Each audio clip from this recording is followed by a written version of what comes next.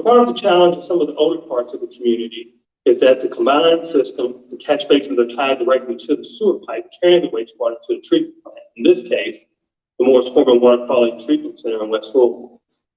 So during our investigations, I've determined that there are still a number of locations in the combined system where some of the original catch basins, when they were installed decades ago, were installed without traps. So how did these odors occur?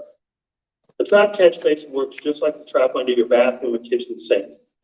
As long as the trap contains water, the odor from the pipe or sewer will not back up through the catch basin and out into the atmosphere.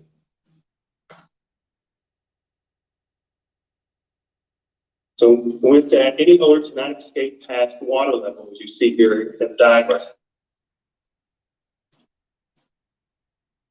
However, just like the traps in the sink that is not used very often, the water may dry out.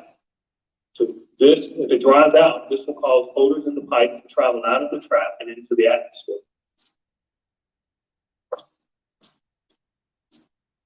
In an untrapped catch basin, there's not a water trap. So unfortunately, any sewer odors can travel to the atmosphere directly. So untrapped catch basins are a major source of collection system odors in the combined system here in our region.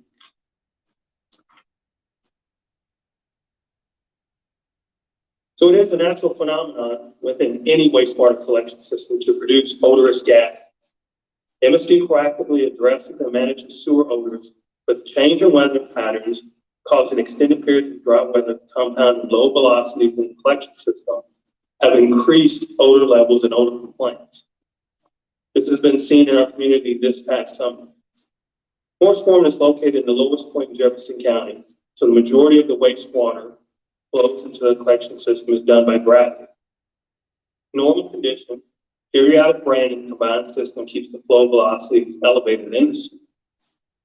So when the velocity is allowed to slow, temperature are elevated. This allows the flow to remain in the sewer pipe longer and can result in more odor escaping from the collection system through the untrapped catch basin. See, catch basins that have dried out due to lack of rain, storm drains, or been manholes also. This was seen in our community this past summer. As everyone is aware, we've had a drought and still technically are in drought conditions in Louisville this summer, and it is continuing through the fall.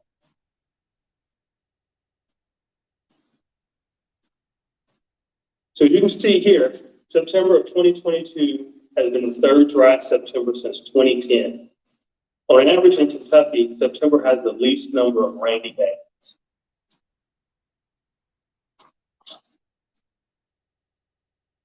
So during this September, the most amount of rain that we saw was on the 3rd, and it averaged just under an inch, with the last noticeable rain on September 11th, as you can see by the diagram. So mid to late September was about 10 degrees hotter than average.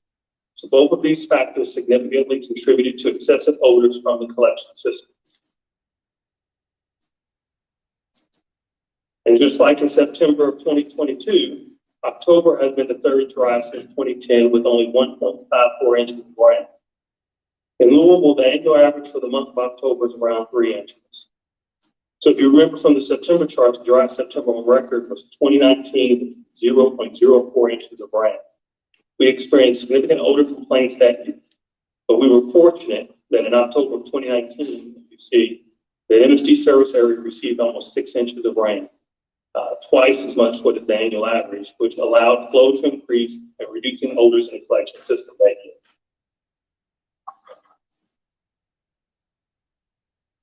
And as you can see from this chart, we have had only 3 significant days of rain for October of 2022, and those have all been at the end of the month. So that has not been enough to eliminate the drought-like conditions in the combined system. So going back to the previous, September the 11th to the end of October, we've had roughly about 45 days of dry weather. So the annual average temperature for the month of October in Louisville is usually 61 degrees. So for October 2022, we've had 19 days of 70 degrees, and 5 of those reached into the 80s. So as mentioned before, high temperatures and lack of rain significantly contribute to the odor issues from the MSD collection system. Because of these abnormal weather conditions, MSD has received record amounts of odor complaints in September and October from all all of the water quality treatment center service areas. So here what you see on your screen is we have a September odor complaint hotspot map. So anywhere where you see blue, there was an odor complaint. The darker red areas indicate multiple odor complaints. Again, based on the blue areas, you can see that we have received odor complaints from all over the MSD service area.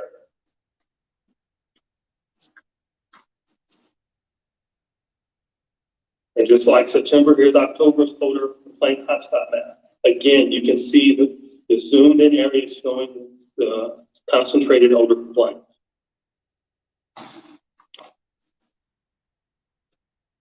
So also to help us, we also use what we call our Aegis service request, emergency geographic information system, where we can look at complaints about problem codes. So to look at real-time odor complaints. We can select from 5 minutes up to 7 days to get a snapshot of where the service requests are in the county.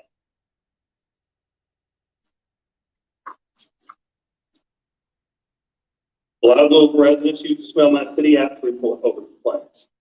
So you see the 4 screenshots of the app in October. Majority of the odor complaints are in the combined system, but we've had many days where the complaints have come in across the entire county. For us, this is unusual to see the number of odor complaints in separate sanitary systems that have been reported. But we can contribute to the extreme weather conditions we have experienced in the past few months. So now I'm going to turn it back over to Rob to talk about MSD's waterway protection fund. Thanks, David. I know this presentation has dealt primarily with sources of odors and how they occur, but I wanted to take a minute to highlight a project that MSD is very proud of. As part of MSD's commitment to provide safe, clean waterways and a requirement of our federal amended consent decree, we've completed construction of the Waterway Protection Tunnel. The tunnel captures combined sewer overflows from a total of 25 downtown locations and can store up to 55 million gallons at a time until flow can be sent to the Morris Swarman Water Quality Treatment Center for processing. We expect to reduce the amount of overflows into the Ohio River and Beargrass Creek by 439 million gallons per year. That's a lot. The tunnel is 4 miles long and runs the path of the red line you see in the graphic. The endpoint of the tunnel at Lexington and Grinstead will be converted to a public park, and the pump station for the tunnel at the 12th and Round Streets will be turned over to the Waterfront Development Corporation for phase 4 of the waterfront park development. I know we've talked a lot about this during this meeting and we're almost done, but I wanted to remind you again, the odors we're talking about are naturally occurring when sewage or other materials decompose. It's a natural part of the wastewater treatment and it's inevitable in our business. As we talked about, MSD goes to great lengths to minimize these odors as much as possible. We can't completely eliminate them, but we can help manage them with your partnership. The mission of Louisville MSD is ensuring safe, clean waterways through innovative sewer and wastewater treatment. But our work doesn't stop there. The MSD Clarity Program is our initiative to reduce odors that naturally occur when sewage and other materials break down. And while we can't stop all of these odors, we can better manage them with your help. If you ever experience sewer odors, let us know by calling 502-540-6000 or by visiting louisvillemsd.org/odor. Together, we can clear the air. You can help us by going online at louisvillemsd.org/odor and click the reported odor to MSD. So now back over to Damon to finish the presentation. So how is MSD going to mitigate future odors? As part of our notice of violation and agreed order with the Rural Air Pollution Control District, MSD is developing a district-wide odor control master plan. This master plan is going to systematically look at all of our water quality treatment centers, the pump stations, near hotspots, 1,000 miles of the wastewater collection system, and 3 force mains we maintain. The timeline. This process began in the fall of 2019. As you remember, I mentioned that dry September of 0.04 inches. So MSD received a notice of violation for our odors in the collection system, specifically the odors in the Parkview Lawn surrounding areas in West Louisville. This is the first NOV for the collection system MSD has ever received. We asked why this could happen and answer is weather. It's remarkably dry weather that summer. But we took that as a starting point in the development of our master plan. And phase one has been focusing on the Morris Foreman area as the surrounding areas in the combined sewer system have seen a number of odor issues. Now, as we head into next year, phase two and beyond will branch out to the remaining of the treatment centers and their collection system. By the end of this year, phase one of the master plan will be completed and available for review on our webpage. The plan will have recommendations for MSD to consider on different technologies used at odor hotspots to mitigate those. Key component of our master plan is communication with you, our customers. We want our customers to better understand odor and how it's caused, how to report it when you notice something. We have developed easier tools for you to be able to report it on. We have updated our website and our literature to help educate you on sources of odor and what you can do to help mitigate it. So please visit LouisvilleMSD.org/odor. Check out our new odor page and follow MSD on social media. Since there has been such an unusual summer and fall with respect to odors, I did not want to leave this conversation without telling what MSD has done to help with the sewer odors we have all experienced due to the lack of rain. MSD crews have pre-programmed routes for catch basin cleanings. We clean every catch basin in the combined sewer in an 18-month interval. If you experience odors and you call our customer service line, crews clean your catch basins, even if it was outside of the normal cleaning cycle. Since the main issue with the sewer odors was the lack of rain, MSD crews worked with the local water company this summer back in September and October to coordinate fire hydrant testing in specific areas to help with catch basin flushing. This helped fill up those catch basins that may have dried out and also help get more flow into the sewer. So we want you to remember we're all in this together. So again, please take our survey. We want to hear from you. On the screen is the link. It will also be available on the odor page at LouisvilleMSD.org/odor and in the YouTube chat.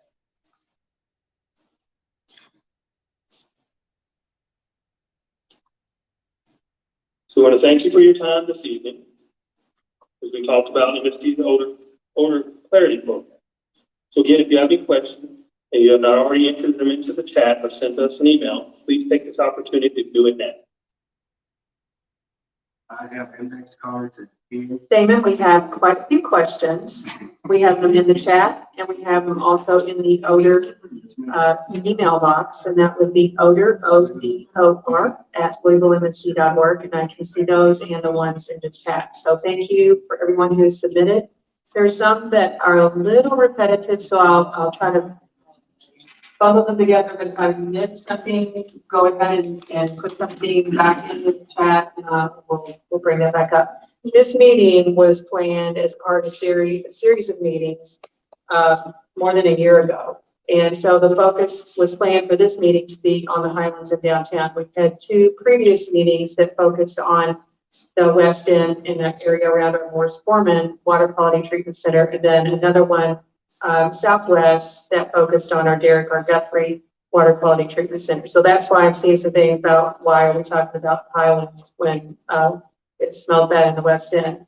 And then one other person said that it does smell bad in the Highlands. So David, if you would just restate for us what causes sewer odor and what causes the odors and why are they so particularly bad this year? Well, again, sewer odors have actually occurred. Again, let me start back. I know we not to keep rehashing combined versus separate sewers, so I'll use a really brief example. So in pictures in our presentation, we have a picture of a sewer that's 27 feet and down. In the combined system, a lot of those sewers range anywhere from 24 inches up to 8 feet, 10 feet or bigger. And I'll use Broadway as an example. So Broadway is an 8-foot diameter sewer brick made by hand that extends from the Highlands, the Baxter, all the way down to the end of Broadway. And so as you go down Broadway, you have the catch basin. and as you talk about the combined sewers, all of those catch basins are tied directly into that Broadway sewer line. And then on top of that, you then take your public service connection from your home. And a lot of the homes in the West End that have basements, they have that drain in the basement that also is directly tied directly into the sewer again, that allows you to get water away from your home. Basement flooded, allows it to go down directly to that. So with that, those are openings that allow those naturally occurring odors or sewer gases, that rotten egg, hydrogen sulfide smell. It allows it to back up into your home. And also if it's coming out of the catch basins. You know, what we noticed a lot this summer were a lot of our odors were at night, especially during summer when the air is kind of still, it's hot, you've got your air conditioner running and it cools that fresh air in. One of the things you notice is once you get that sewer odor into your home, even if you go outside and don't smell it, we'll still get odor complaints from where some of those complaints will say it's in my house. And it's not necessarily that you're not smelling outside. So then going to the separate system, during normal conditions, as we said, if you get normal amounts of rain, you don't experience as many odors, but we have had a number of odor complaints in that system because even though the storm sewer is separate, there's still a catch basin in front of your house on the corner that goes directly to a creek. And again, you have storm water that gets in there, you have debris that gets in there, be it trash, be it grass clippings, that also, if they dry out completely, can allow hydrogen sulfide naturally occurring to come out of those. And then also in that unused bathroom, that sink or tub, again, if those drains dry out, it can cause that sewer gas to come out. Thank you, Damon. And I want to let anybody that's on this know that all of these previous meetings are on the YouTube channel. So if you want to see one that's focused on a specific area, you can go and look at those and view that whenever you have time. There was a comment about it's kind of suspicious that it doesn't smell in St. Matthews or Middletown.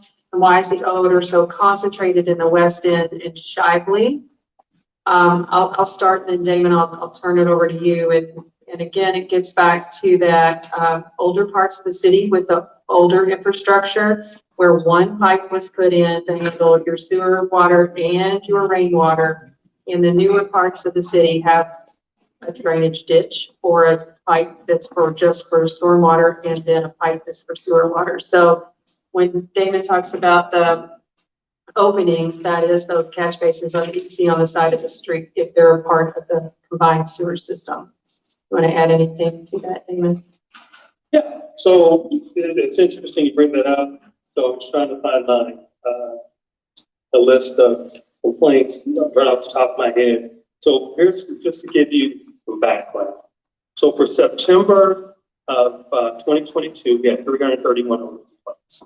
For October of 2022, we had 361 complaints. And zip codes range, yes, majority of them were within zip codes 40210, 40211, 40212. This year was very unique. I saw a number of first years, seen a lot from Shively, without PRP, 40258, 40216.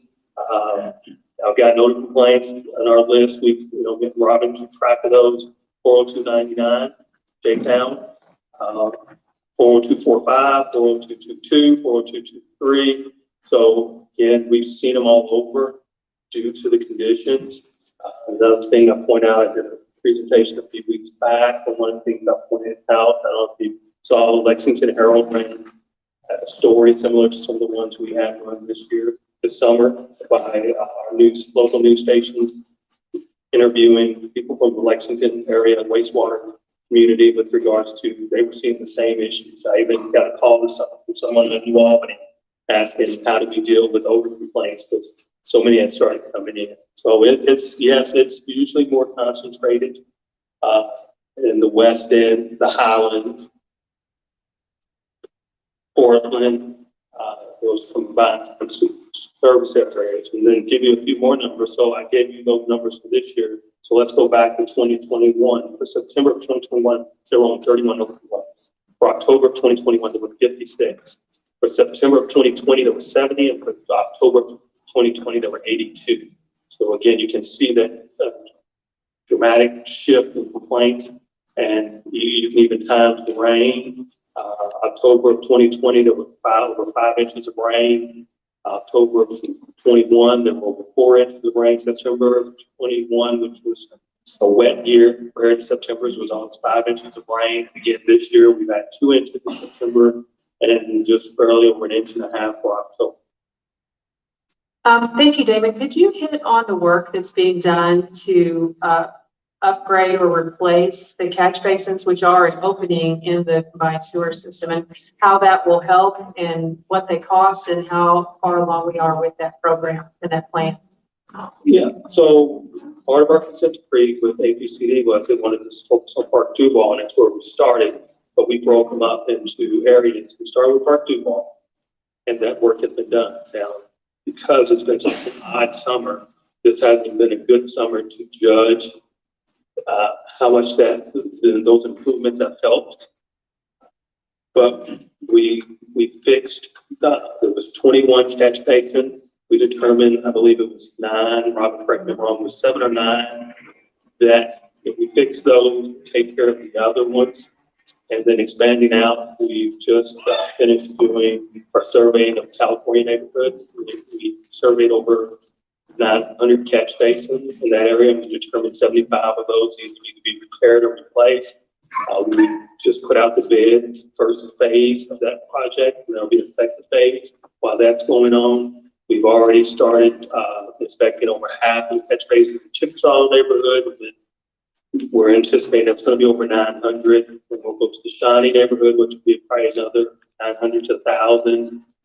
And then we'll do Taylor Berry. We're going to add the Russell neighborhood. To date, we've inspected just the group that's looking for catch basins for traps. I know Robin mentioned in our presentation that part of our consent decree is we're required an 18-month cycle to clean all catch basins.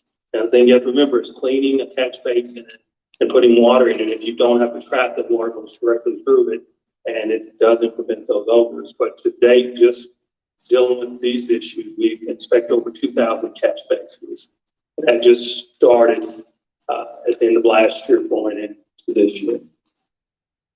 I'll add, so Sharon, I wanted to add to that. Our work in Park Duval averaged out to be about $20,000 per catch basin, which was considerably higher than our repairs that we've done in the past. So if you want to blame that on supply chain or COVID, we have seen a substantial increase in the amount of the repair of these catch basins. So that is why we now have to phase the work even more as we find the funds and the resources for them.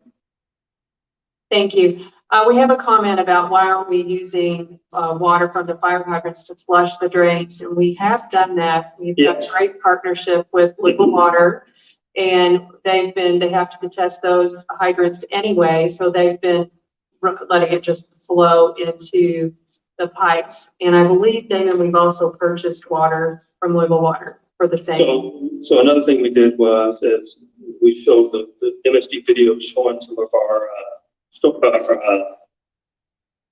basins that we stored to prevent overflows. We filled a number of those up on a couple of occasions this summer, and then released with clean water, and then released it into the sewer system, which, we saw a break in the odor complaints. And we did that. That was the Shawnee Basin, Logan Street Basin, Portland Basin. And then going back to the fire hydrant, what we did was we would pick strategic areas, again, specifically in the West End and the combined sewer areas, and work with the local water company when they needed to test those hydrants, as Cheryl said anyways, and just allow them to run into the sewer system. Thank you, Damon. I'm going to combo a couple of questions up here. One is, why are the odors worse at night? And I don't know if our data on complaints shows that or not. And then, is it harmful to your health? So let's start with going back. I think I mentioned a little bit, but I'll expand a little more on why they're worse at night. Again, usually at night. So let me start off at the top in terms of sewer terminology.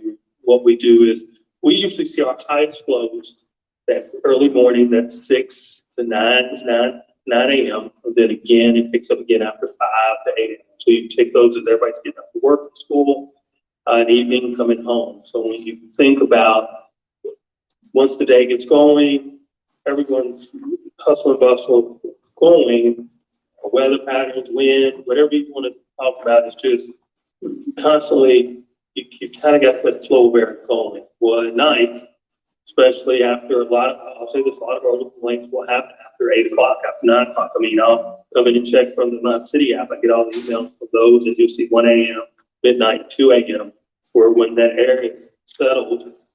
And again, if you've got your air conditioning running, you've got that window up, it's pulling that odor that's coming out of that catch basin into the atmosphere into your house. And again, it's that hydrogen sulfide, which has a low odor threshold that gives you that rotten egg sulfur smell will get into your house. So hydrogen sulfide, which is known for its pungent rotten egg odor at low concentration. Again, it occurs naturally in the sewer. It's heavier than air, and it will collect in low-lying and enclosed spaces, which for us is manholes and sewers. The effects are seen in low concentrations, which we've seen when people report their odor complaints. They'll have a headache or irritation. Again, one of those things you can think about your house is, for me, I lived in Parkview for 21 years. I was young, and one thing I did was I had a ceiling fan in every room that I was going. Also, frequently flushing your drain things, keep those odors out. But yeah, we would have complaints of it's in my house, but I don't smell it outside. A lot of times, again, such a low odor threshold for hydrogen sulfide. Once you just get a little bit in there, I mean, it goes a long way, and will hang around. And just to add to that real quick, Cheryl, the thing that I always watch when I drive to work coming in on the Waterson on westbound, when I use Dixie Highway, when it's been a calmer night, there's just some fog. And typically when you have the low winds and the foggy conditions, you might have an odorous night. And I think that's just the part of Louisville being lower. I mean, as we mentioned in the presentation, North Sherman is the lowest part of the county. So you're going to have areas where just the wind it's very calm. And piggybacking off that, going back to the work I talked about that Robin talked about that's being done in the catch basin. Again, that catch basin that doesn't have a trap that we haven't been able to get to repair yet. Again, we can flush it every day. And also let me also expand bent manholes. I'm pretty sure people see those bent manholes in the street. So kind of give you background on bent manholes is if you've been around here long enough and you can remember whether it's 97 or we have really heavy rain quick period of time, the manholes can be blown, pressure will build up in the sewer and pop those manholes. So certain areas in our collection system strategically have been manholes just to prevent that from occurring. Well, problem with that is it allows, again, when you leave and go to work early in the morning or out for school, you can see the steam that's coming up either out of the catch basin or coming up out of the manholes, and that again is that odor that is that hydrogen sulfide smell that can be released from the sewers. Thank you, Damon. There's some people who don't like this format and wonder why it's not in person. Well, we planned this series of meetings. This is number 6 in the series a year and a half ago, and the world was not as open then, and COVID was still, well, it still is around, but so we took precautions to be able to have a public meeting and have as much participation as possible. And what's really amazing to us is that the number of people who do come to the remote meetings and the people who go and watch it afterwards and then send questions to odor, ODOR, at LouisvilleMSD.org, because they live on our YouTube channel. So you can view them if you're at work during this time period, you can view them, or your kids are driving you crazy, you can watch them later and then still get us questions, and we will take care to answer those questions. Let's see. Does the Metro 311 app go directly to MSD? No, it does not. So if you want to report the odor directly to us, you can call 502-540-6000 or send it to odor@louisvillemsd.org or Smell My City. The 311 will get to us, but if it's at night or on the weekend, or especially a holiday weekend, there may be a delay until their working hours. So Cheryl, if you want to go online and get it directly to us on the Clarity webpage where it says report an odor, that will come directly to our customer service. Thank you. Thank you for that. I've got some questions in the odor@louisvillemsd.org, ODOR. One is, how many days does it take to initiate the flushing of sewer pipes when there hasn't been rain? Do you wait until odors begin, or do you take preventative action? Oh, that's a good question, and it's something that, again, we're constantly learning from this. We hate to keep going back to this, but this is an unusual year. With that being said, it's one thing we've learned from this, and we're taking away from this is, as we go through and look at the data, look at the zip codes, look at those areas, we are looking at opportunities that when we hit that again, in those areas, how can we be proactive and get out there and have crews? So one thing I'll say is, and I commend our what we call our linear asset group out of our CMF. A lot of those trucks you'll see out there that are working in the drainage ditches or in the sewer system. We have sewer collapses. They cruise over the summer. They would stay over and work weekends to go and flush catch basins. So again, that's one of the things is the California neighborhood, Shawnee, Chickasaw, as we start to do those repairs. One thing Robin mentioned to you, the cost, is we're committed to funding these, making sure we put them in our budget as we get them done and fix them. The thing you hope that happens from there is when you have a complaints where you go out and flush those sewers that have been repaired, they will hold water in the tracks. Again, areas where we have damaged catch basins or missing traps, we can flush them, and that will give you a quick relief. But again, potentially there's a chance it will come back. So what we ask the community to understand is this is a multi-year project. It's you all have seen. A lot of you, I'm assuming this is your first really diving into this with odors. Again, previous years, and I threw those numbers out to you, the odor complaints we're talking tenfold from one year to the next. And so we're going to track them as we go into we're projecting rain this weekend. So we start going to our rainy season, and we call it our wet weather season from December to next May. We'll still track odors. I mean, one of the things I still want people to understand is these are naturally occurring odors that any city you go to, any sewer system, you're going to have them. It's what we put back into the sewer from our homes, from businesses. And we've had instances where we've dealt with areas where water from an industry mixes with our natural wastewater from our residents and have caused odors, and we've gone in to work to look at ways to mitigate that. So we're never going to eliminate all of the odors. Our thing is to reduce them, minimize them, and not let them be a burden as they've been this summer on the community.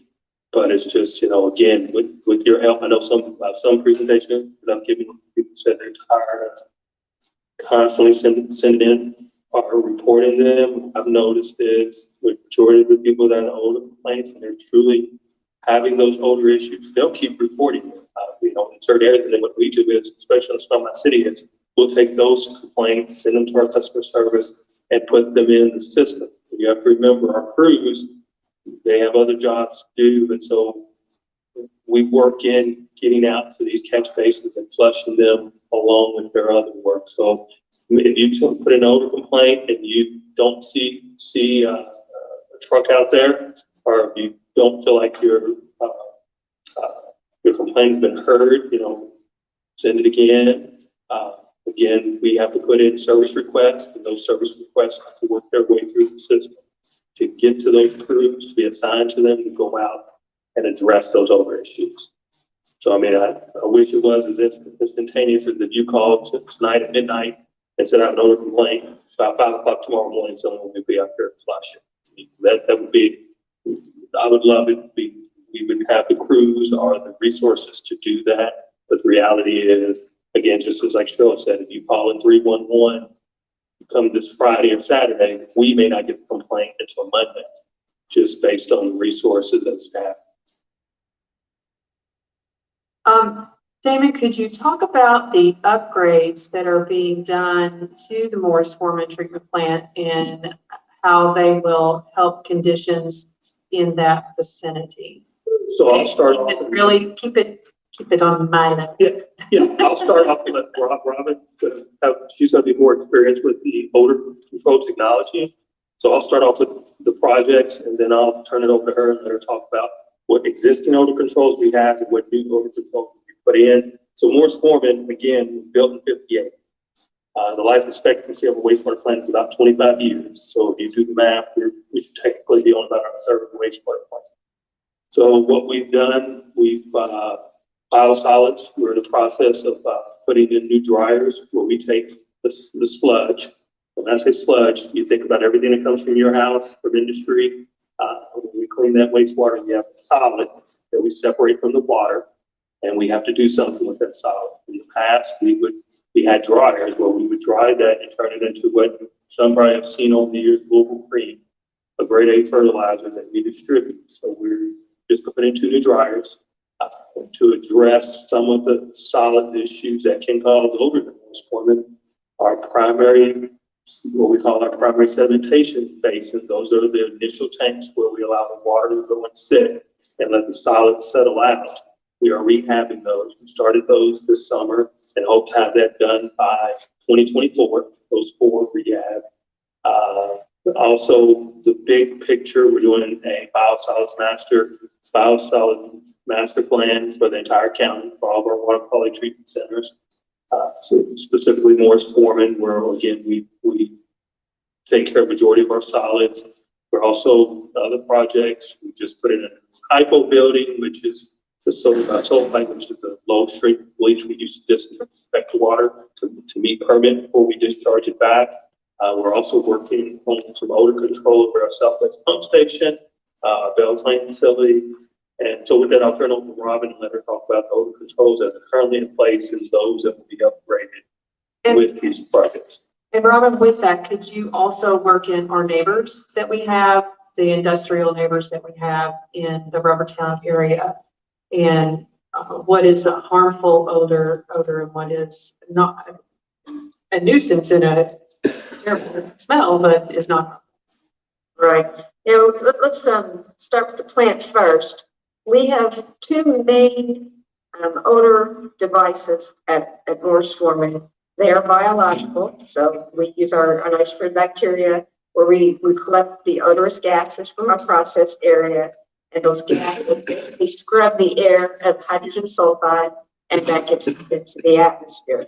So the 2 main odor control devices that we have were designed to remove hydrogen sulfide from the air streams. What we have found during these past few years when we've been doing this odor control master plan is, yes, we can reduce the hydrogen sulfide, but there's also compounds in our airstream called reduced sulfur compounds. And those are the mercaptans, the sweet smelling or the cabbage smelling odors that people will smell. And the odor devices that we have were not designed to reduce those odors to below detection.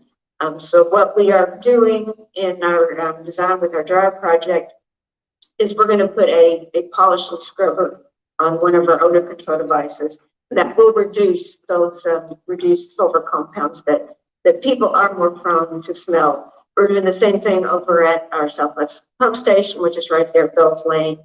That's our wet weather facility. So that will help with odors in those areas as well. And on our liquid treatment outside of the plant Damon mentioned, our settling tanks that are getting rehabbed. Those areas on that part of the plant, when wastewater, the water flows through, anywhere you have a drop or change in elevation, where the water can get a little more aerated, that is also a potential a potential point in the flow that you will have an odor released from the air. So what we're doing on that project is those points where we have a waterfall, we are covering it, and we are going to collect that air as well and send it through an odor control device. So that's all going to be, like I said, 2024. So it's not going to be immediate, but you will see more swarming getting better. Our friends at Rubbertown, they have their own particular odors, and I'm sure people that live there can point them out. They all have their air release permits from MSD, just like we do. I can't go into detail of any odor control devices they have. I'm just not that familiar with them. But we all have regulations of what we can put into the air. And Robin, let's talk a little bit about, so with the odor control master plan, the consultant we're using is currently, we've done some testing in the collection system. And out of that, we're waiting for recommendations of potential odor devices or some ways we can reduce odors. Can you speak on some of those, some of the things that they you think they will recommend for us potentially use in certain areas that they detected high odors? In parts of the Morris Swarming collection system where we have pump stations, there's not a lot of pump stations because Morris Swarming collection is typically by gravity. I'm pretty sure they're going to recommend that we do biological odor control at the pump station to help with particular odors that come from the treatment at the pump station. There's one finding in some of the testing they've done in the collection system that we have a positive pressure, which that just helps odors come out into your vented manholes, your storm drains, or your catch basins. So there is technology that can kind of create a little bit of a vacuum in the sewer just to keep the odor in the sewer instead of coming out in all the little openings. So I'm pretty sure that is something that they are going to recommend. Honestly, it's something I have never seen, so it's going to be interesting getting into that technology and reviewing it and seeing what we can do with it. And I would just like to add, if you have concerns about other industry in Rubbertown that you might directly contact, when we say APCD, that's Air Pollution Control Board or Air Pollution Control District. And you can contact them directly about things that we don't have any control over, which the neighbors, we don't have any control, or the neighboring industries, I'll say, we don't have any control over that. Let's see, can you talk about, Damon or Robin, can you talk about the health? Is it the hydrogen sulfide is certainly a nuisance and uncomfortable, but is it a health hazard? Well, I think when I talk a little bit about that, again, it's in low concentration. So to go and be one more in depth is in a sewer, low-lying areas. We do work in sewers. We have to vent the sewers, fans to clear the air, or we have to do confined space entry because in low-lying areas such as sewers and higher concentrations, you will not get that rotten egg smell.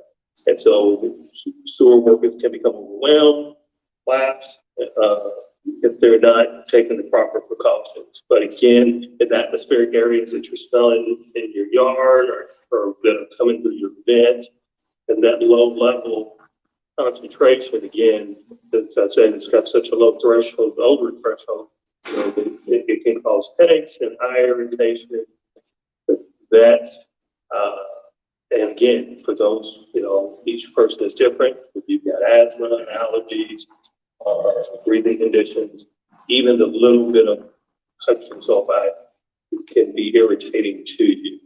But in those low concentrations, they're not a major health issue of that hydrogen sulfide smell. Thank you, Damon. There's asking about the catch basins. The recently finished area was Park Duval. So those catch basins have been retrofitted or completely replaced in there, or they were okay. We didn't touch them. The next area up, I think Damon touched on this in the presentation, is the California neighborhood. That section and that plan is done, and those are out for bid. And I think that work is to start after the first of the year. Correct. And then there'll be a second phase to finish that. But while we're doing that, we are assessing Chickasaw as we speak. And once Chickasaw is completely assessed, we'll move straight into Shawnee and start assessing those catch basins. And then we move to Taylorberry. And then me and Robert have discussed, we're going to add the Russell neighborhood to also look at those catch basins. So, I mean, when you think about it, I don't know, I think we have 24,000 total catch basins. That would be in the combined. Correct. There's Yes, 24,000. I think total. Yeah, in the combined sewer, 24,000, and it's 600, over 600. So to put it, I don't know in the past, I've been asked with regards to why can't you just replace the pipes? As Robin mentioned, and we mentioned our presentation, we've got pipes that have been put in the Civil War, and then some of the sizes of those pipes. But you're talking combined sewer systems over 600 valves of pipes. Again, they can range anywhere from an 8-inch pipe up to the largest one, which is a 27-foot diameter pipe.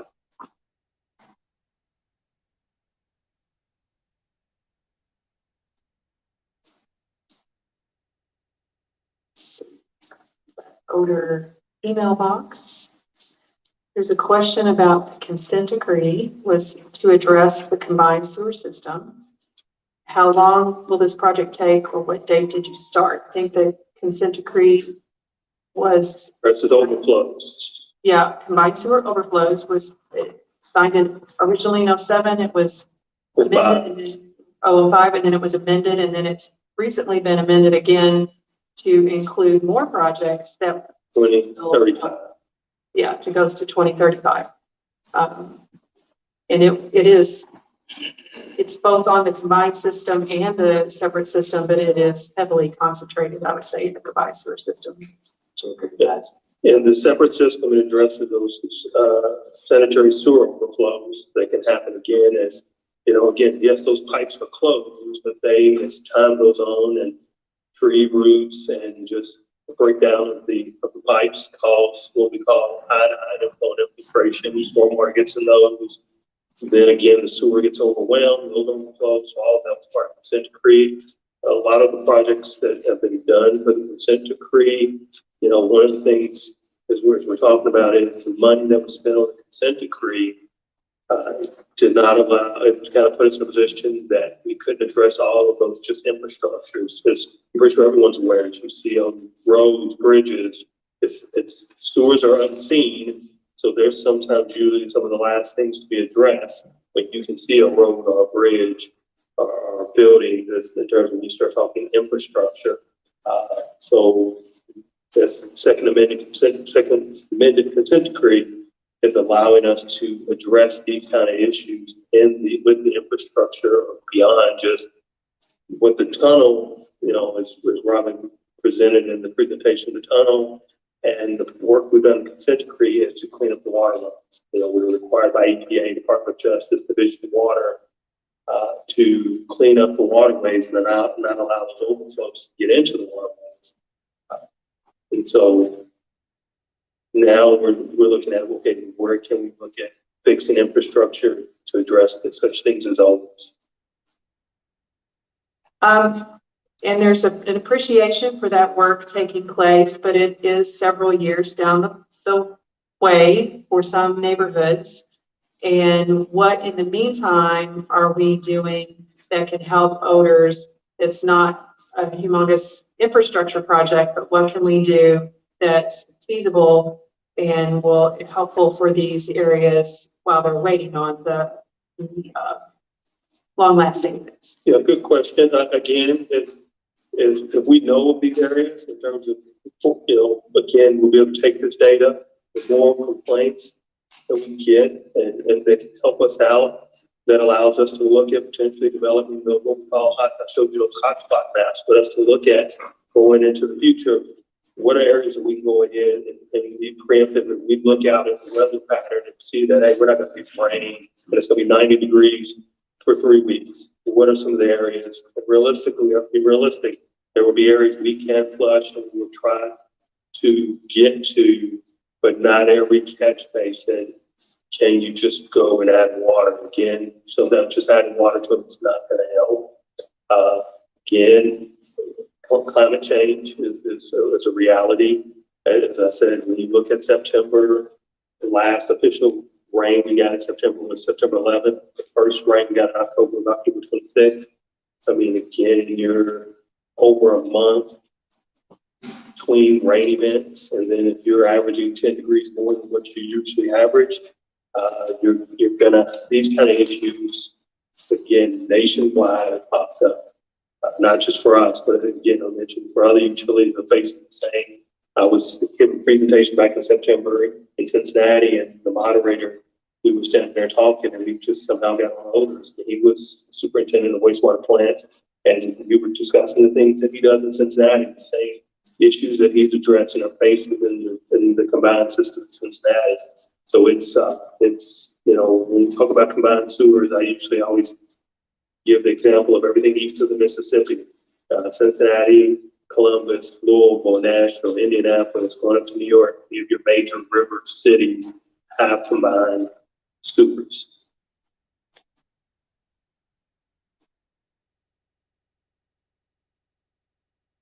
You're muted, Cheryl. Thank you. I do have a question in the odor, legal@legalmsd.org email box. This one, it has to do with money raised from the combined sewer system and how is that money through increased sewer charges on our bills. I'm going to have to talk to our finance people because I don't know that we track money just from the combined sewer system. And I know that money we collect from Jefferson County goes to infrastructure in Jefferson County, and money we collect in Oldham County stays out in Oldham County. But I don't know if it's sectioned off to where you are paying from the combined sewer system. It only applies to the combined sewer system. So I'll have to get some clarity on that and then get back to you through email.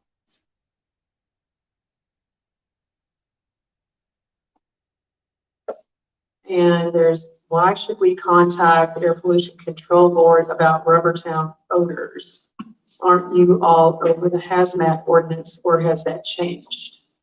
The hazmat ordinance and air are two different things. Hazmat ordinance is for us if there's a release of a chemical. And yes, we are emergency responders that will respond even for air release of chemicals. But APCD, which is, we're tasked with treating wastewater, APCD is tasked with handling air permitting for Jefferson County. So any facility, it's not just Rubbertown, it could be Ford, it could be GE, it could be any major industry that they have an air permit. APCD even regulates construction in terms of dust, particular matters. So I mean, their responsibility is anything that occurs in air, just as our responsibility is anything that occurs that's in the sewers. And yes, with the hazmat, we're over the hazmat ordinance in terms of overseeing as first responders, but those are for releases. The major issues that we deal with that could get into the sewer or get into the streams that we have to respond to.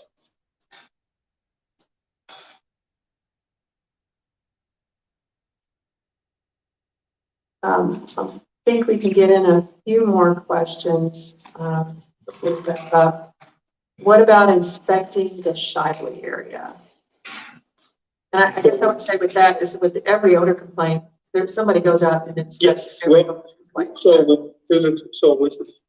That's a great question, because again, you have to remember, again, going back, if it's in a combined system, and let's say you give me your address at 123 A Street, and you're in a combined system, I can send a truck to flush that because that water will make it to the treatment plant.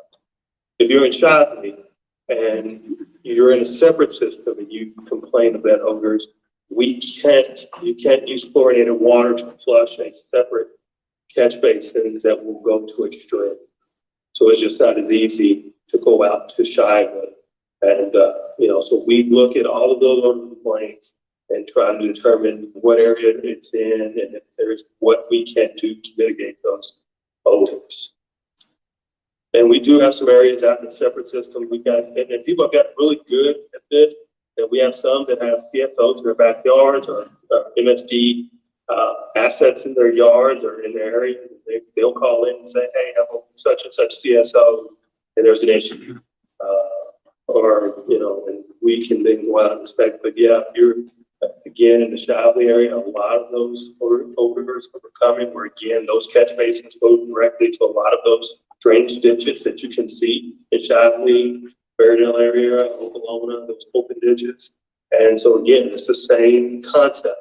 They dry out because, again, you're used to getting periodic rain events that help keep the water flowing, keep that debris that gets in there, be it grass clippings, be it trash that gets there, it keeps everything flowing. Even those separate catch basins will dry out. We got a number of road complaints out in High Creek area, so that's out there up Brownsboro Road, where they were complaining of the rotten egg smell. That rotten egg smell was coming again from catch basins that were right in front of their house or in their backyard.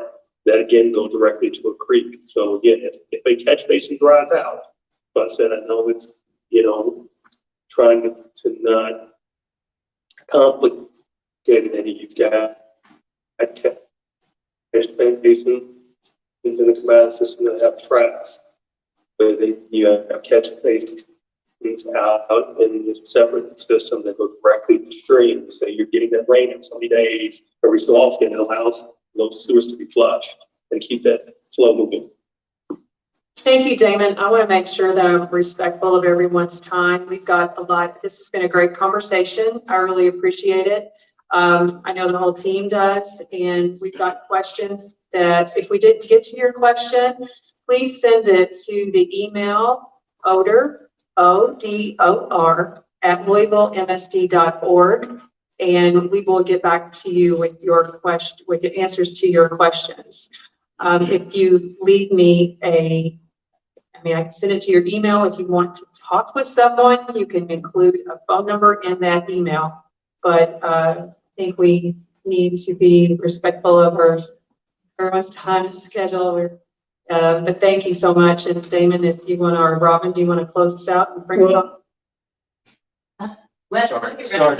I did have a question. I haven't heard Cheryl acknowledge any questions coming from this room. She only acknowledged when it was emailed or the live chat. So I'm concerned that folks showed up and may not have had their questions asked. Did y'all get your questions answered? I did. Okay. I did not follow me. I was stacking back here, everyone I received on a card. I noticed that some of those you might have consolidated, which I got one comment that is appreciated that basically don't consolidate questions and comments, which yes, I'll take that back. Now, first of all, understand, got the comment that I can't remember how colorful it was, but basically the format stinks. I agree. As Cheryl said, we had these planned out and we were trying to make this work and for an in-person on top of it. But as I told folks coming in, this is the start or part of the process of a conversation, not the first one, but this will not be the last one. So appreciate you all coming out. Had questions that Phil didn't get answered. I have my cards. You can contact me directly. You have the odor email address, and we will get back to you and try to get you those answers. And as well, keep people informed of ways to stay engaged, ways to stay involved. See elected officials here, and thank you to Representative Scott for helping get this space and getting this set up. But regardless of elected or not, there are community leaders that we will continue to work with to make sure that voices are heard and that we are working as hard, we continue to work as hard as we can to address this issue.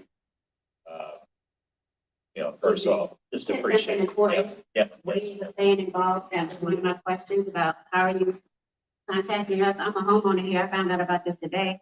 And now here's the sixth meeting. So I thought that question was important enough to Yeah. answer, but it wasn't. So, You know, I found out from someone else and then I put it out on Facebook and social media, trying to reach you. I found out through the neighborhood ring, but now, I'm just across the street. sure. I put it on and took it off. I found out today about it too from my daughter. Okay. She seen on the news, it was on like. So, yeah, we appreciate that. Yeah. So, I will say that we had been promoting on social media. We had a Facebook post that had, I think, over 100, maybe over 150 comments responding to it. And we put money behind those posts, and we also saw something on TV. I know that we heard on some of these that Wave 3, I think, was airing some of the PSAs. The issue that we've had historically is like we try to get things, we put PSAs together, and it's a choice of the station to air it or not. We tried to put advertising. Yes. When you all sent out those back, MSD videos, why don't you get the notice and that? I do that too.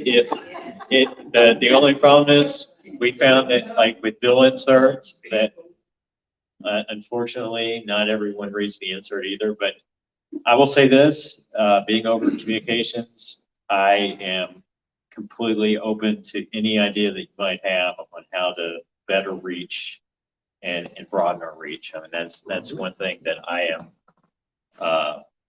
really I don't know if concerned is the right word, but that's one thing when I took over this position a few months ago that I know that we're not reaching people. There's a digital divide. There's a divide between, who reads the paper online, who gets a physical paper, what is the best way to reach folks, wherever they're at. Social media and Community radio, WLOU has community shown radio. that. And Those people who sit there and listen all Saturday, Sure. they will call their relatives and tell Okay. them.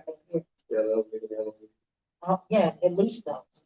And if you're paying the news media, they should at least put it online, because I heard it was on the news too. And I searched every single channel online and none of them had it posted. It's on the 3 thing. Nope. But One thing, is everybody signed in with a name and an address and phone number or email address that is here? Has everybody signed in? Yes, Okay. yes. So to make sure we got people's names and addresses that were here, we can actually reach back out to you in case you have a question or email Wes, or I've got some cards too that we're gonna hand out, or the emails that are on the back of the panel. Everybody don't do it. Well, that's fine. So it's same thing with like social media too. It's like, sometimes I wish I didn't do social media, but, yeah, so whatever that, whether it's a Metro Council newsletter, whether it's social, if you have suggestions, community radio is a great idea. Now we approached that with a station or two. So, any ideas like that, we would love to get on, and we just, we want to be transparent. We want to hear you and, know what we can do to do better and keep you informed. So, Representative Scott, we're gonna give you the last word.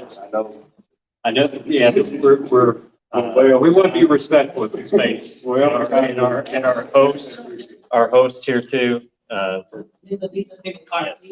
Yes, thank you. Yes, thank you for. yes, in the current place, Uijima, that has been here for over 27 years, servicing the community, and we look forward to continuing to work with things like this.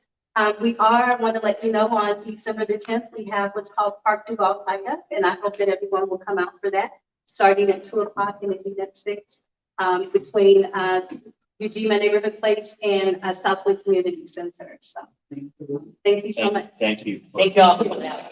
Thanks for coming. But one last thing, I do have, if we have your, oh my God. I feel like this is like at home. Sorry. If we have your contact information, we also have a senior discount and emergency rate assistance, so we will get that information out to you. Sir, from our viewers, you're with MSD, right? Yes, sir. Can you just tell them what your name is and your position with MSD? Wes Sidnor, SYDNOR, and I'm the Chief of Government and Public Affairs. All right, thank you so much. Thank you. Thanks for seeing us. Absolutely. Yes, ma'am.